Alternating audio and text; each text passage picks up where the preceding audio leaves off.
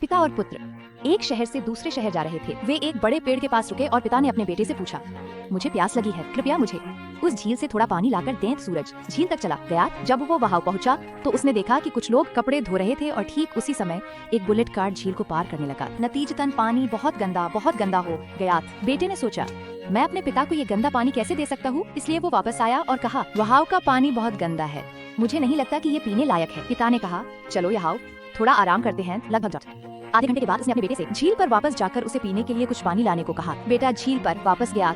उसे आश्चर्य हुआ कि झील में बिल्कुल साफ पानी था। कीचड़ बैठ गया था, इसलिए उसने कुछ पानी इकट्ठा किया और अपने पिता के लिए लाया। पिता ने पानी को देखा और फिर अपने बेटे की ओर देखा और कहा, देखो, तुमने पानी को रहने दिया और कीचड़ अपने आप बैठ गया। तुम्हें साफ पानी मिला, इसके लिए किसी प्रयास की आवश्यकता नहीं थी। तुम्हारा मन भी ऐसा ही है।